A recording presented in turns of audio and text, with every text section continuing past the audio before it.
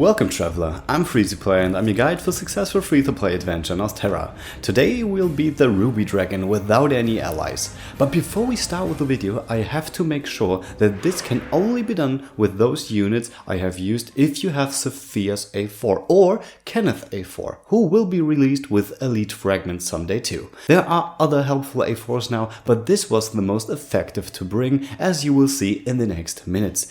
By the way, this run is over when the Ruby Dragon uses 2 of his whirlwind attacks in a row or 3 in 2 turns. Apart from that, this is a very stable run.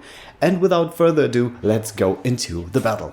In this battle, Zenia is the better unit to pick because Rinyu's prayer will be interrupted every time the dragon gusts her row back and forth. So if you have Rinyu by now and have a few rubies left, you will see how great of a supporter Zenia is when you watch this video till the end. So we have poison for 3 turns, that's why Cyrus has 30% elemental damage up right now. We will break him in turn 3, so he will only be buffed until this time. But we will get the damage increase on another way, because with KENNETH A4 or Sophia's A4, it will stack. With Aslight's ice resistance down, she will cast within the break. But sadly, it will be gone until the next break, even with Kurt's A4. So that's a bit tragic, but it is enough damage in the end. I used this run once with Eliza behind Cyrus, but that was not enough damage. I needed the 30%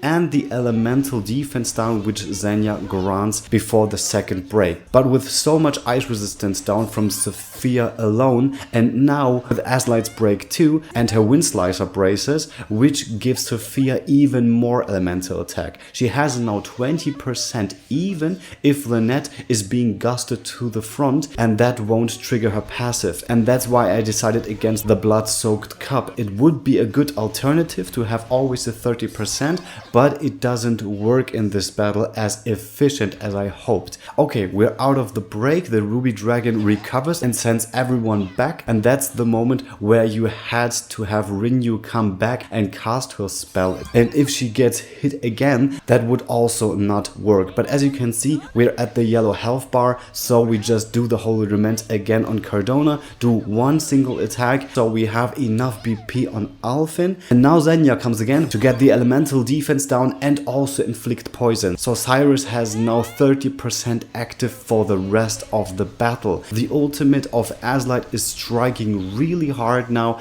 and we're getting all the buffs which we need, and Sophia's only going for 2 BP, but we have Cyrus who can use the chain spell, which hits 2 of the weaknesses, but you can't see the difference. Now we can go for 3 BP on anyone, and this will be enough to get rid of the Ruby Dragon, which is the final result of a really hard trial and error which I had to go through. But this finally worked with only 1 A4 we have to use, which maybe you don't have right now, but you will as soon as KENNETH is joining the elite fragments group. So let's go through the team composition. So I gave everyone the Hell Hood and the Hell Ropes to defend against the fire attack, but Alfin is giving the fire resistance at the start of the battle, and that's why his fire attack doesn't do that much damage. Apart from that, if Alfin is getting hit, it is no problem at all because of his Hang Tough, and Cardona is increasing her physical defense with 1 4-star A4 and her elemental defense too, so she can be hit a bit more often. Those 2 A4s were really good on Sophia because of the 20% I talked about all the time,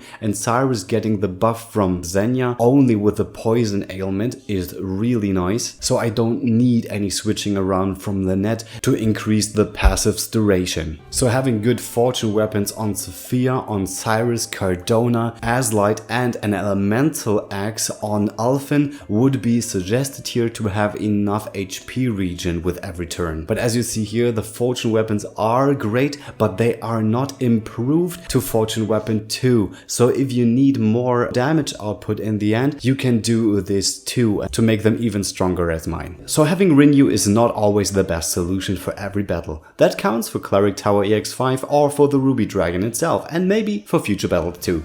So if you have some rubies left, maybe Zenia will be of very good assistance for you too, as she is for me.